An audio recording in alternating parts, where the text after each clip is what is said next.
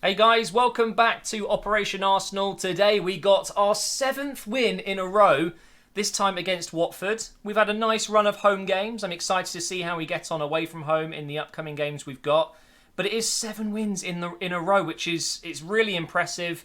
It feels like we're really starting to get to grips with Unai Emery as our new manager, the new tactics, the new systems, the new signings are gelling in. Even Leno got some action today, through some bad luck to Petr Cech, of course. And actually, I'll just say this really quick because that's actually a big thing for a club to stick with a goalkeeper, play him every single Premier League game, and then suddenly he picks up an injury and you have to call upon a goalkeeper that we've just signed that's probably low on confidence. You know, he's not even getting any game action in the Premier League to get thrown in against a very good attacking side. I thought he did very, very well. And let's not kid ourselves, guys. Watford, they got unlucky today. I mean, you could say they didn't put their chances away and therefore didn't deserve to win. But I would say throughout the 90 minutes, they were the better team. They had better chances, arguably, and really should have got something from this match. So whilst I'm here relieved that we've got 7 wins in a row and that everything's looking good for Arsenal right now, and other clubs not so much, Manchester United, but it was very lucky. It really was. The own goal, for example, that's what killed the game. You know, we were able to go 1-0 up through some really bad luck for the Watford defender, Cathcart, I think it was. Really unlucky. I mean, what can he do? And then, of course, we go on and get the second goal, which really buries the game. But just before that, there was a period of maybe 10, 15 minutes where Watford could have easily scored 2 or 3 goals. So, really, really grateful they missed those chances, and thankful, of course, that, well, Lacazette made the run. Iwobi put the cross in. I guess you could say you make your own luck. You know, if you didn't put the ball in the right place, it wouldn't have happened. So, you know, well done to Watford. First of all, they've had a fantastic season so far, and there's no doubt in my mind they're going to continue to be very tough opposition for anyone they play. But let's talk about Arsenal. Let's talk about today's lineup and how the game plan went. And did we even play that well to pick up a 2-0 win? Well, let's start off with the lineup. Of course, we started with Cech in goal. Made no mistakes, but Leno did have to come in, and I'd say both goalkeepers did very well today. Bellerin on the right had another solid game. No issues there. I think there's maybe 1 or 2 occasions where I would have liked to seen him be a bit more adventurous today. It felt like he wanted to sit back a little bit more, but that's just something that caught my eye. I might be wrong. On the left, we have Monreal, who had a very good game as well. And then in defence, this is where I was really worried before the game kicked off. You know, we're coming up against a very strong Watford team. I mean, physically strong. They've got a lot of big players, and one of them, not many Arsenal fans like the guy, but actually I'm a big fan of Troy Deeney. He's had his outspoken moments towards our club and Bellerin, for example, saying he should cut his hair and whatever. I think they're friends in real life though, so it's just a bit of banter. But a lot of people don't like Deeney. They do not. Well, when I say a lot of people don't like him, a lot of Arsenal fans don't. He kind of took the piss out of us last season, and rightly so, by the way. But whenever he comes up against us, we always think, okay, he's going to be really physical, he's going to be really up for this game, because he will score against us. Okay, so today, when I found out that Socrates was not in the team, I thought, geez, okay, so we've got Holding instead up against Troy Deeney. And I just want to go ahead and say, Holding was fantastic today. I see it. I genuinely see it for the first time, I think. I think he's another level above Chambers. I think it's clear to see why Chambers has gone out on loan to Fulham and we've kept hold of Holding. Excuse the pun. And I thought Mustafi did equally good as well. It's really refreshing to see, you know, getting a clean sheet is the first thing, although that's largely down to the poor finishing from Watford. They just were not clinical enough. But to see Mustafi and Holding, and of course Socrates, Koscielny's coming back soon, the fact that we have actually proved to the fans and to everyone that Arsenal can defend if they switch their heads on. It was a good game in terms of Holding and Mustafi doing what they needed to do, but there were occasions where Watford got through. Lack of pace, I guess you could say. Holding's not the quickest, Mustafi's not the quickest, and we definitely did miss Socrates at times, but I thought both Mustafi and Holding had good games. I really do. I think, though, some of the chances we conceded weren't actually their fault. It was just brilliance from Watford, or it was a mistake from midfield. Either way, solid 7 out of 10 performances. So I'm really, really pleased that we didn't concede today when we easily could have. In midfield, let's talk about Ramsey, because I mentioned this in my career mode video yesterday. The fact that he is apparently no longer in talks with Arsenal, he's not going to be extending his contract. He'll be leaving in either January or for free at the end of the season, which we cannot allow to happen. We're not doing another Jack Wilshere. Ramsey will be sold in January, I think. It's going to happen. He started the game today. Don't really have a problem with that, but he started with Ozil. And I don't think I've actually said this before in a video, but I don't think Ozil and Ramsey work together very well. May have just been a coincidence, but as soon as Ramsey went off, we played a lot better. We really did. Iwobi came on instead, and it just stretched Watford a little bit. I feel like Ramsey wants to do what Ozil does. So what you effectively have is two players fighting for the same position on the pitch. It doesn't really work. And as soon as we removed that issue, whether it's Ramsey or Ozil, one of them has to play on their own, I think. Obviously, we'd rather have Ozil playing, especially if Ramsey's not going to be staying. And why are we giving him the captaincy when Cech went off? I'm not so sure I agree with that. If you're not committing your future to the club, why should you be made backup captain? That didn't sit well for me. I would have liked to have given it to Ozil straight away or Granit Xhaka, whatever. So as soon as Ramsey came off, you could clearly see that Ozil had more freedom. He wasn't being battled by Ramsey for that same position, kind of on that right side drifting in or on the left sometimes. It made Torreira and Xhaka a little bit more centralised, it felt like, and it just worked. It worked a lot better. So I'm hoping that I'm not the only one that seems to think that Ramsey and Ozil don't work together unless it's a different formation. The system that we've got in place, the way we play at the moment, works much better with one of those players. They're both too similar, just the way I see it.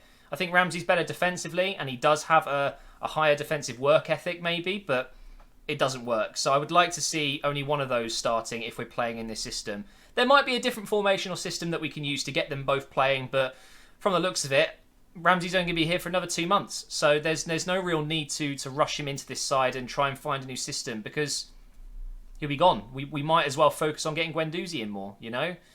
Was really happy to see... I almost said Guendouzi. Really happy to see Torreira start again. We are a better team with him in it. Again, haven't conceded any goals today. There is a stat with Torreira in the team. We've conceded something stupid like 3 goals, 4 goals. Without him, it's 10, I think. So he brings a lot more to the team than a lot of the other midfielders do defensively. Granit Xhaka had another solid game. I was happy to see that. And I don't think Ramsey was bad, by the way. I don't think he had a bad game. But I think Ozil was quite in the first half, but much better in the second half, especially when Ramsey went off. Ozil got his goal as well, which was good to see. I thought Iwobi came on and did a really good job. Same with Welbeck, came on and definitely hurt the Watford defence.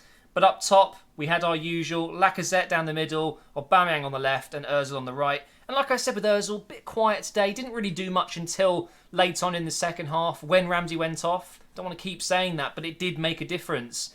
Aubameyang didn't have a very good game. I thought that it's a shame that this is the case, that we've got 2 fantastic strikers.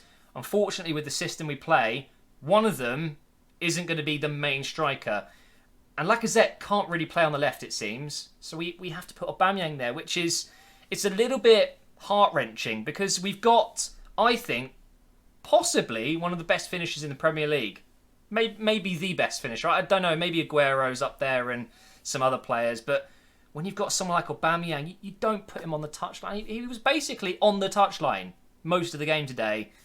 And it can't be just the fans seeing that, feeling upset. He must be just so frustrated because we've got a striker there just kind of out of the zone. That we need him to be up front, and I don't think we can do that with this system. Only one of them can play up front, and Lacazette is the more informed striker. Got himself in the action a lot today. Could have scored 3 or 4 goals. Didn't though, which was a shame. I don't know what the answer is to this. It kind of makes me feel like maybe what I'm doing in career mode is what we should do in real life, and that's 2 up top with Ozil behind. Lack of width, though, could be an issue in the Premier League at least. But Lacazette had a good game, other than the poor finishing. I mean, in general, I don't think anyone really had a bad game. There was a few 5s and 6s, maybe, out of 10. But the majority of players, I thought, were solid today, and we deserved to get the goals when we did. We put our chances away. I think it's as simple as that. So 7 wins in a row. What does this mean for us? Like, we lose 2 in a row, then go on to win 7 in a row. I think a lot of fans would have absolutely taken that before the season started. And who would have thought that after 20 plus years of Arsene Wenger at the club that we could transition so smoothly.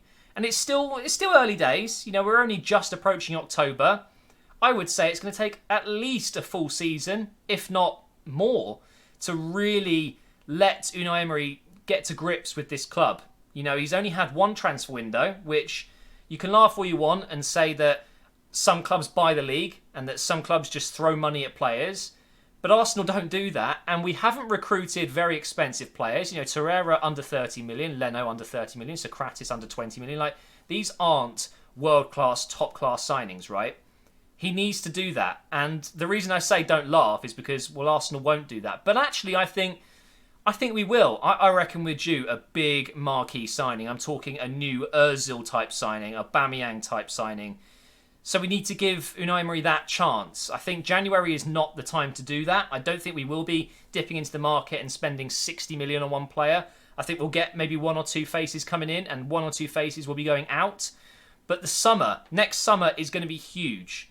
If we can finish this season strongly, I mean, who knows, top 4, that would be absolutely incredible. But if we can at least be up there, I'm talking competitive with the top 4. I won't be really upset if we finish 5th or 6th. I think I wouldn't be too upset. I'd be disappointed that we couldn't push on a bit more, but you know, what do you expect with a new manager and a new era? If we can finish strongly in the Europa League as well, give him the window, because he's going to bring more players in that suit his style. At the moment, he's moulding these players into a system that they're not used to potentially. So he's going to have to bring some faces in, some players that he trusts to do the job. Maybe even players that he's managed before. And then next season, it really begins. And I think, you know, we're on track. I really do. If he had objectives like we do in career mode, I would say he's at least 78, 80 out of 100 with the manager rating.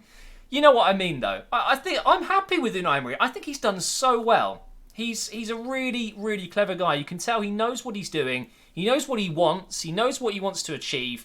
And he's well on his way to doing that. And that's without having much time at all. So it can only get better, really. The thing is, we need to be realistic as Arsenal fans. We're on a 7-win streak right now in all competitions. That will come to an end. Whether it's a draw or a loss, it will come to an end. What we can't do is lose faith in what we're doing and start getting frustrated. We can't let a couple of bad results, when they do inevitably come around, ruin this feeling, because we've been on such a good win streak. It means we can almost afford to slip up. Okay, so see 7 wins in a row as more than we expected, more than we should have. We've won games we really shouldn't have, including today. So just go with the flow. We're still very early on in this transition. So thank you for watching. Hopefully you enjoyed my match review today. Even though I don't really talk about the match all the time, I like to get all of my thoughts out there. I'm a happy man, though. It's been a good day so far. Man United lost, Arsenal won. Let's hope for some other fixtures that go the wrong way for some big clubs around us. But please do leave a like if you've enjoyed it. Make sure you subscribe, and I will see you next time.